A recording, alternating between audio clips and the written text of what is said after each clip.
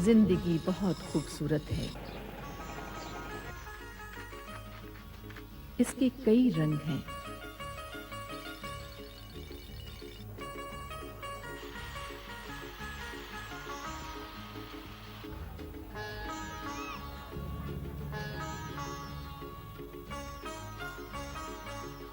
زندگی کے یہی روپ نہیں، ایک دنیا اور بھی ہے.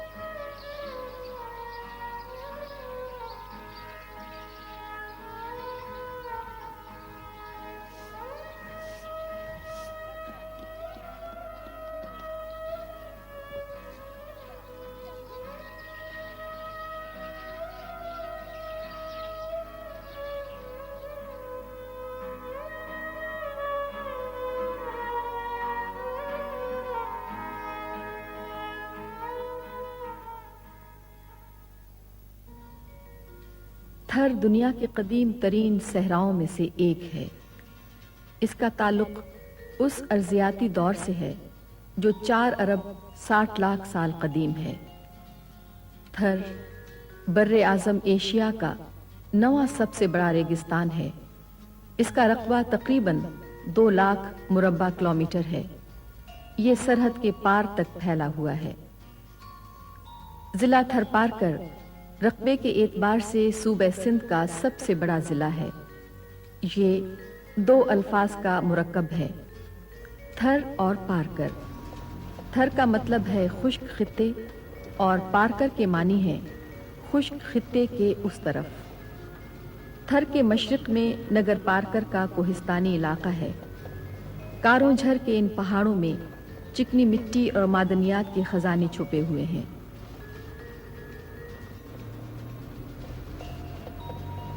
اس کے دامن میں نگر پارکر کا چھوٹا سا قصبہ آباد ہے.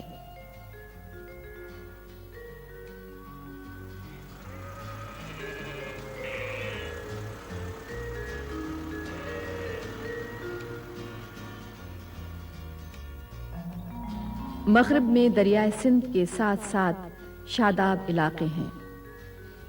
میرپور خاص تھر پارکر کا مرکزی شہر. یہ آموں کی پیداوار کے لیے بین الاقوامی شہرت رکھتا ہے.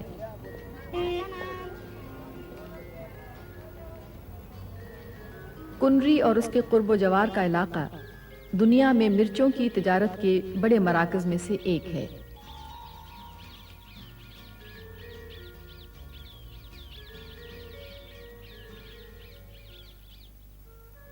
مشرق اور مغرب کے درمیان ریت ہی ریت ہے، پیاس ہی پیاس. تھر کا 80% سے زیادہ علاقہ ریگستان ہے، لیکن اس کی مٹی میں عجب تاثیر ہے.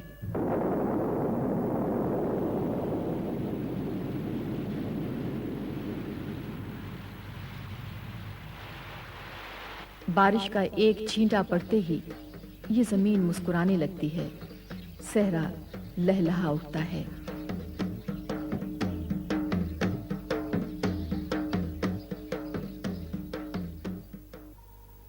لیکن آنکھیں گہرے بادلوں کو ڈھونڈتی ہی رہتی ہیں.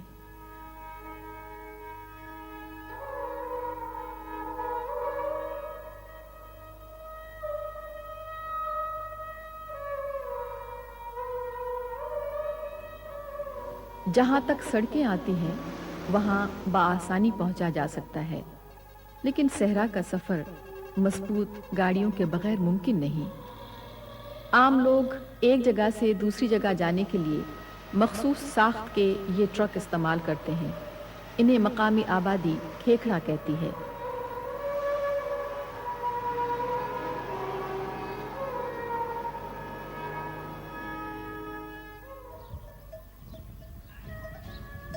تھر کے باشندوں کا سب سے بڑا رفیق اونٹ ہے۔ جہاں کچھ بھی نہیں وہاں یہی سب کچھ ہے۔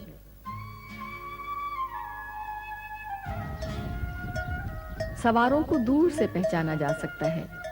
اگر کسی مرد کے پیچھے کوئی خاتون بیٹھی ہو تو وہ اس کی بیوی ہوگی، جبکہ ماں اور بیٹی کو عموماً اونٹ پر آگے جگہ دی جاتی ہے۔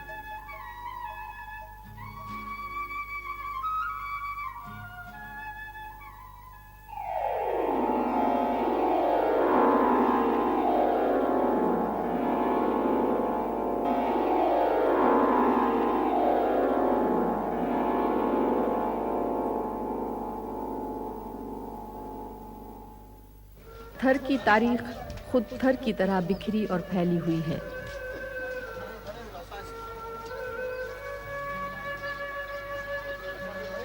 قدیم زمانے میں مختلف علاقوں میں مسلمان، ہندو، بدھ اور جین حکمران برسر اقتدار رہے۔ اب بیشتر آبادی مسلمان اور ہندوؤں پر مشتمل ہے۔ مسلمان اکثریت میں ہیں۔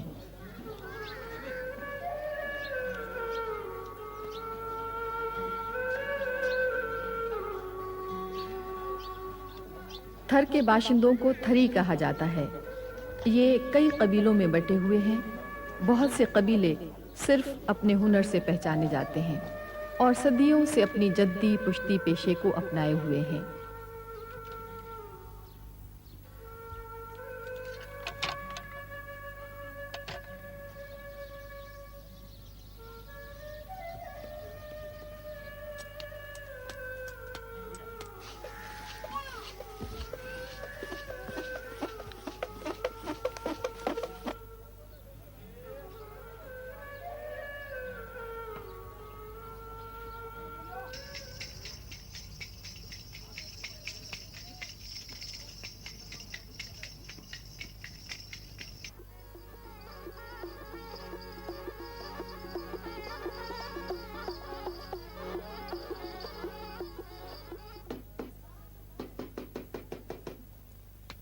تھری اپنے حال میں مگن ہیں۔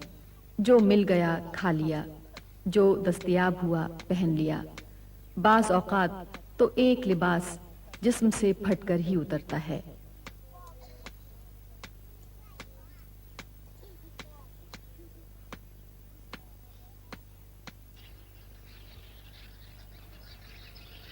اب بھی یہاں بہت سی جگہوں پر کرنسی کے جدید نظام کے بجائے مال کے بدلے مال یعنی بارٹر سسٹم رائج ہے۔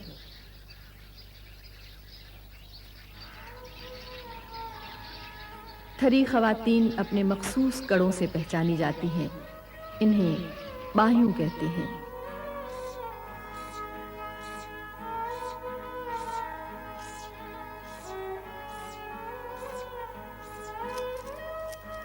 غیر شادی شدہ خواتین باہیوں صرف کوہنیوں تک پہنتی ہیں۔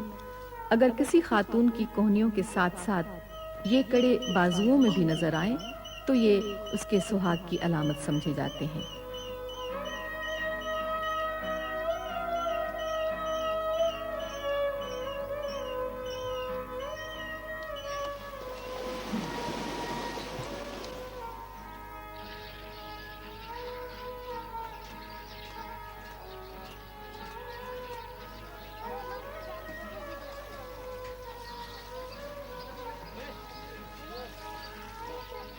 صحرا کی مٹی انسان کو بہت جلد سن بلوغت کو پہنچا دیتی ہے۔ اسی لیے یہاں 10-12 سال کی بچیوں کی بھی شادی کر دی جاتی ہے۔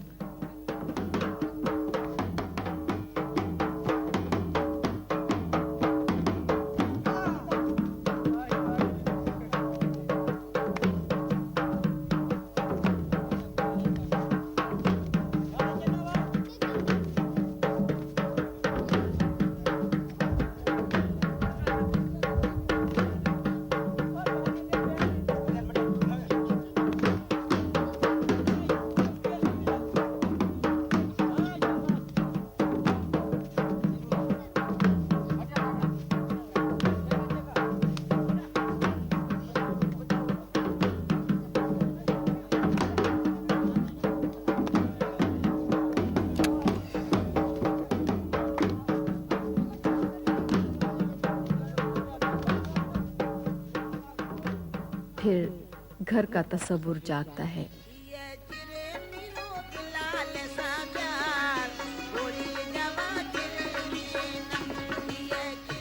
थरी इन मखसूस घरों में रहते हैं। इन्हें चने से मुशाबा होने की वजह से चौरा कहा जाता है।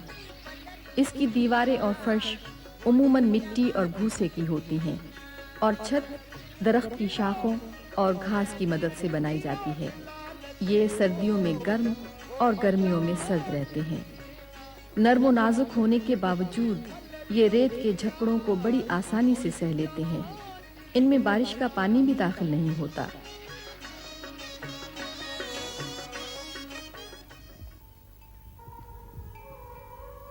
मवेशी थरियों की कुल कायनात हैं। यही इनकी आमदनी का जरिया भी है।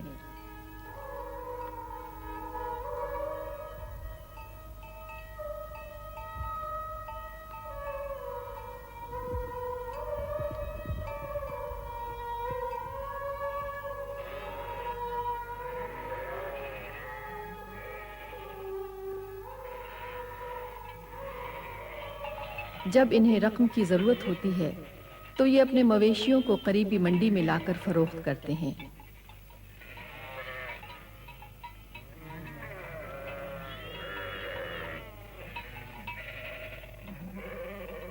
मवेशियों से हासिल होने वाले बाल और ऊन थर में कायम घरेलू सनत के लिए खाम माल की हैसियत रखती है। यहाँ बालों से धागा बनाने के रिवायती तरीके राइज हैं। इस तरह धागा बनाने को ढेरी कहते हैं।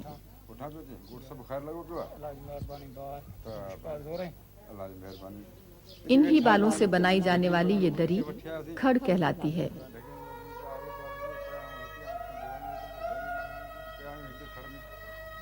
इन बालों से कंबल और चादरें भी बनाई जाती हैं। उन्हें खत्तो कहते हैं।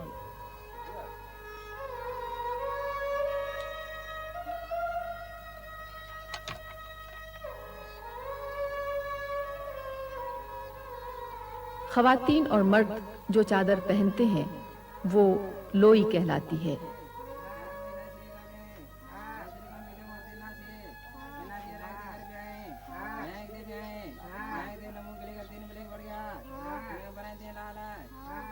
यहाँ के कालीन बेनजीर हैं।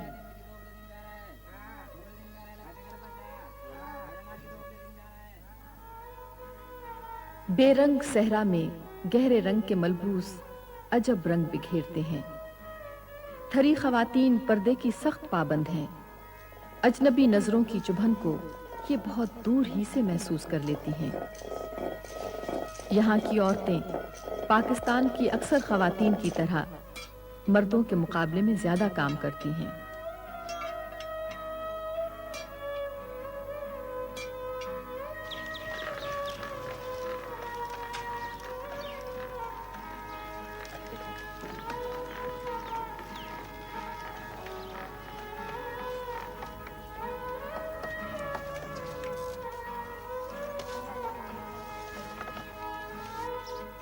इन्हें आराम के जो चंद लम्हे मयस्सर होते हैं उनमें ये अपनी जात के कर्ब, तन्हाई और चाहतों को नक्शो निगार का रूप बख्शती हैं।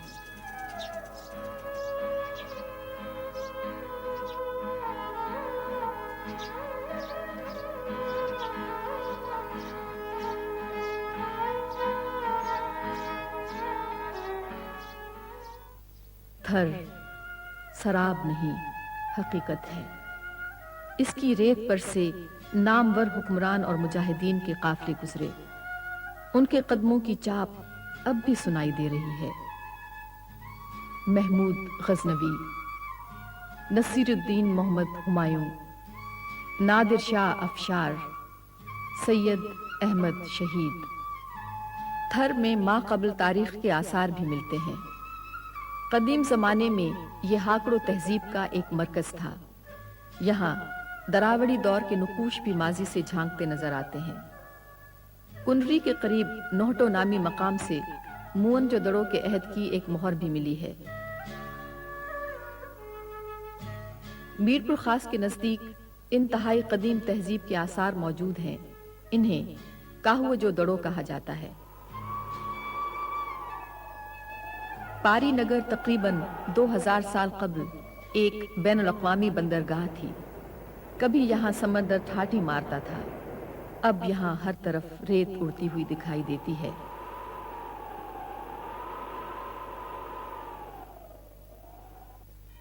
جین دور کے کچھ آثار اب بھی یہاں موجود ہیں۔ ویرا واہ میں واقع یہ خوبصورت مندر بھی جین تہذیب کی یادگار ہے۔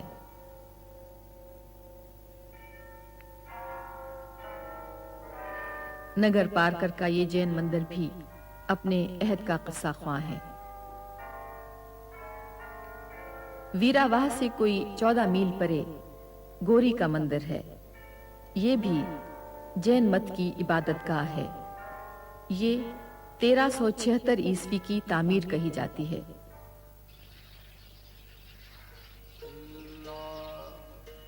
نگر پارکر سے 4 میل پہلے بھوڈے سر میں ایک تاریخی مسجد واقع ہے۔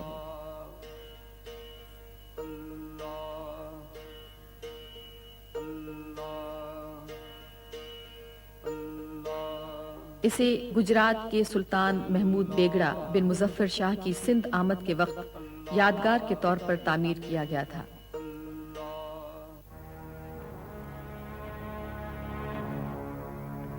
تھر میں کئی قلعے بھی تعمیر کیے گئے۔ یہ صحرا اور شاداب علاقوں کے سنگم پر واقع ہیں۔ 9 کوٹ کا قلعہ 1814 عیسوی میں ٹالپور حکمران میر مراد علی خان نے تعمیر کرایا تھا۔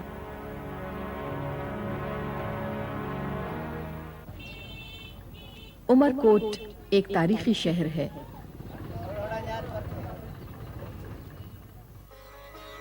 یہاں 1542 عیسوی میں مغل اعظم جلال الدین محمد اکبر نے آنکھیں کھولی۔ یہاں بھی ایک تاریخی قلعہ موجود ہے جو عمر سومرو بن دودو سے منسوب کیا جاتا ہے۔ اس قلعے نے دنیا ادب کو عمر ماروئی جیسی لوک داستان دی۔ عظیم صوفی شاعر شاہ عبداللطیف بھٹائی نے اس لوک کہانی کو سر ماروئی میں بیان کر کے امر کر دیا۔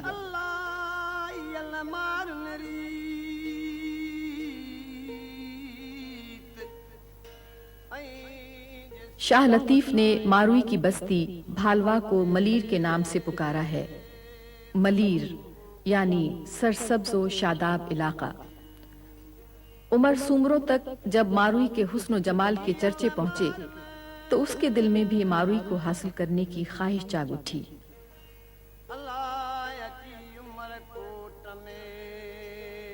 وہ ماروئی کی بستی میں آیا۔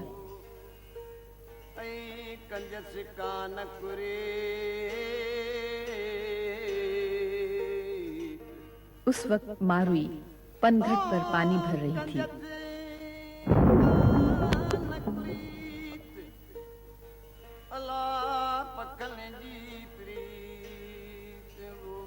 عمر سومرو اسے اٹھا کر عمر کوٹ لے آیا، جہاں اس نے ماروئی کو اس امید پر قید میں رکھا کہ شاید وہ شادی کے لیے راضی ہو جائے، لیکن ماروئی کی آنکھوں میں تو ملیر بسا ہوا تھا۔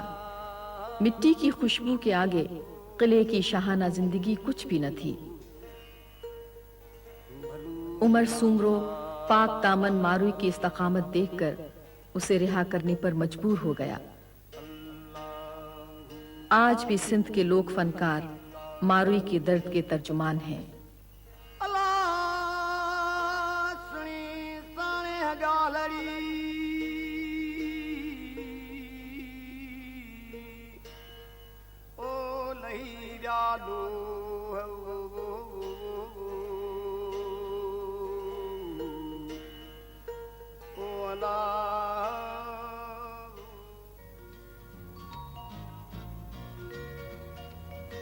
صحرا میں جاندار زندگی کی علامت ہیں۔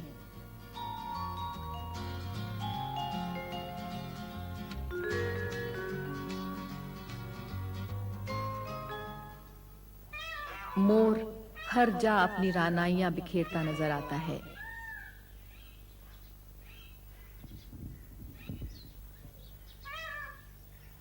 یہ سانپ کے جانی دشمن ہیں۔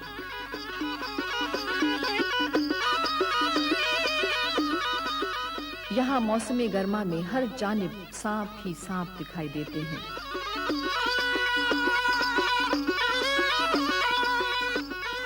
पियण एक इंतहाई खतरनाक सांप है। मकामी रवायत के मुताबिक ये सोते हुए इंसान के जिस्म में अपना जहर सांस के जरिए दाखिल करके उसे हमेशा की नींद सुला देता है। पियण से बचने के लिए सहरा के बाशिंदे रात को प्याज और लहसुन खाकर और उन्हें चारपाई से बांध कर सोते हैं, क्योंकि इनकी बदबू से ये सांप दूर भागता है।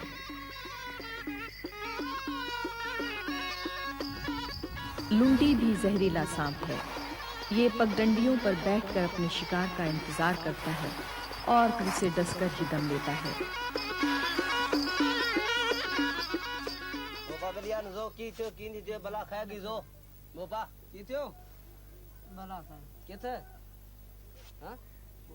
यहाँ सांप के कांटे का इलाज रिवायती तरीके से किया जाता है।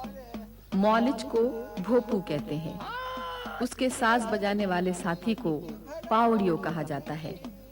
भोपू जहर चूसता है और पावड़ियो मंत्र पढ़ता रहता है। ऑस्ट्रेलिया के कदीम बाशिंदों के हथियार बूमरैंग के तर्ज पर यहाँ जानवरों के शिकार के लिए कातर इस्तेमाल किया जाता है।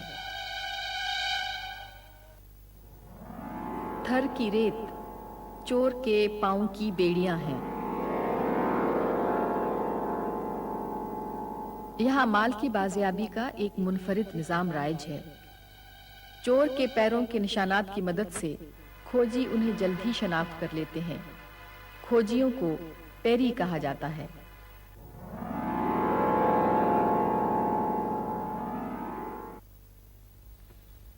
बाबा जी ये पानी किथे मिलंदो? काटियो काटियो घणो परते आहे? ये तो बी है केड़े पासे आहे? इन पास इन पासे? हाँ थर की पूरी जिंदगी का महवर पानी है। जहां जहां पानी है वहां वहां जिंदगी है। सुबह के आगाज से ही पानी की तलाश शुरू हो जाती है। लोग मीलों दूर से कुओं से पानी लेने आते हैं।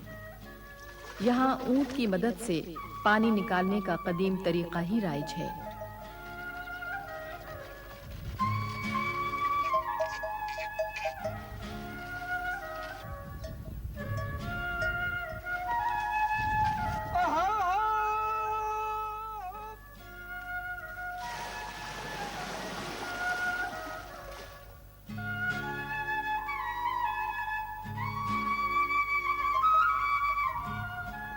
छोटे शहरों में पानी की मार्केटें भी कायम हैं।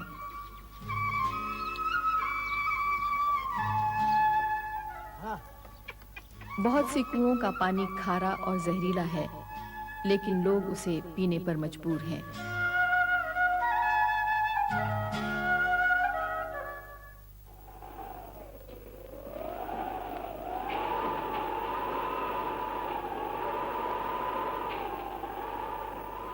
थर में कई मौसम अब्र बरसे बगैर ही गुजर जाते हैं। एक नस्ल बारिश देखे बगैर ही जवान होने लगती है। कुएं, तालाब और जौहर सब ही सूख जाते हैं।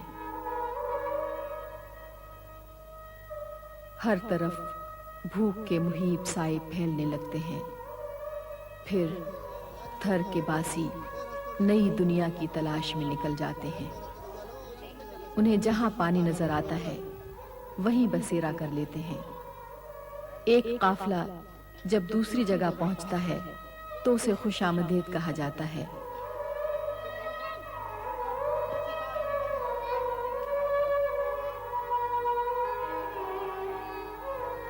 थर में छाई हुई खिजा में खुशी की यही चंद लम्हे हैं।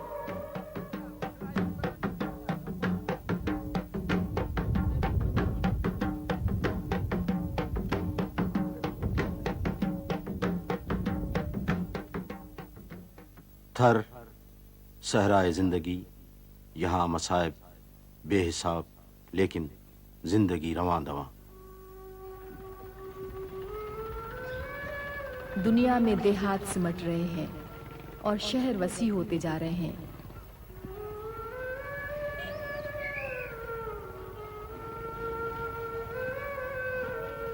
شہر کی رونقیں انسان کو قید کر لیتی ہیں، لیکن تھری ماروئی کی طرح آسائش کی زنجیریں توڑ کر اپنے مرکز کی جانب لوٹ جانا چاہتے ہیں۔ تھر کے لوگ اپنی مٹی، اپنی روایات اور اپنی آزادی سے محبت کرتے ہیں۔ ان کے دلوں میں دکھ موجزن ہے، لیکن چہروں پر جد و جہد سجی ہے۔